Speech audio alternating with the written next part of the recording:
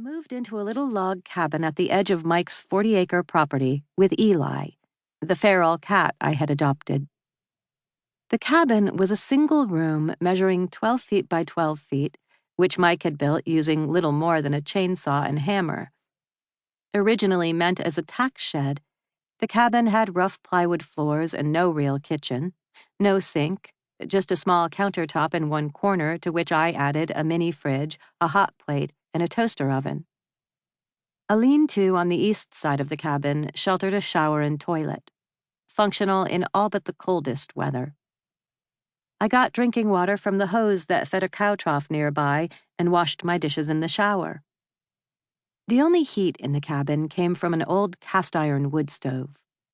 I learned how to chop wood and, over time, learned the character of different woods.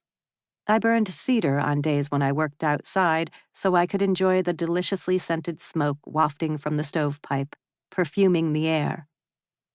I banked the fire with cottonwood when I went to town. Though it was abundant, I did not enjoy the smell of cottonwood. I saved the largest logs to use at night. Since they burned the longest, I didn't have to wake every few hours to feed the fire. I had a special stack of heavy blocks of pine filled with crystalline pitch, reserved for the coldest mornings.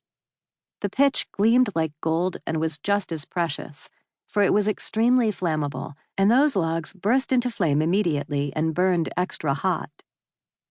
Sometimes my fire went out in the night and I'd wake to a freezing cabin with Eli curled up under the covers beside me.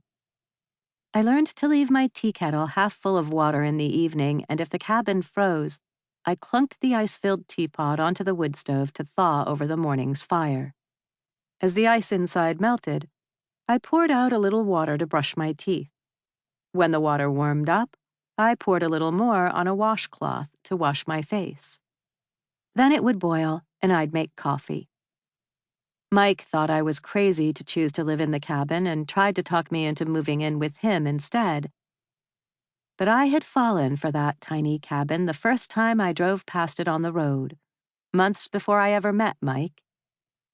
It had called to me, and in answering, I found the only place I'd ever lived that truly felt like home. The following spring, Mike stopped by the cabin one April afternoon, reached into the pocket of his coat, and carefully, solemnly held out his hand. In his palm was an orphaned coyote pup. The baby coyote couldn't have been more than 10 days old, his eyes barely open. With much initial trepidation, I took the wild orphan into my home and my heart. At the time, I believed it would be temporary, that I would care for the helpless pup, who we named Charlie, until he could care for himself in the wild. But rehabbing animals for release is strategic work I knew nothing about, and it does not entail allowing a coyote to sleep in one's bed or fraternize with one's cat. As the months went by, I realized it would be grossly irresponsible to release Charlie into the wild. To do so would have been unsafe for those in my community and disastrous for Charlie.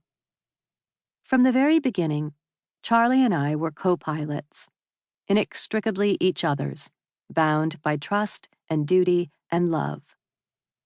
During our first year together, Charlie transformed me in a way I never thought possible. He grounded me. Charlie tamed me as much as I tamed him. And by the time his birthday rolled around, I had, for the first time in my life, set down tentative yet tenacious roots. I no longer wanted to roam. Ironically, relinquishing my freedom to prioritize Charlie opened a new realm of possibility, the opportunity to fulfill a fantasy I'd held for as long as I could remember. With my heart tethered to Charlie and Wyoming, I could commit to a dairy cow. I dreamed of having a dairy cow when I was a teenager, incongruous as it was to my wanderlust. I dreamed of having a dairy cow when I lived in the city, impractical as that would have been.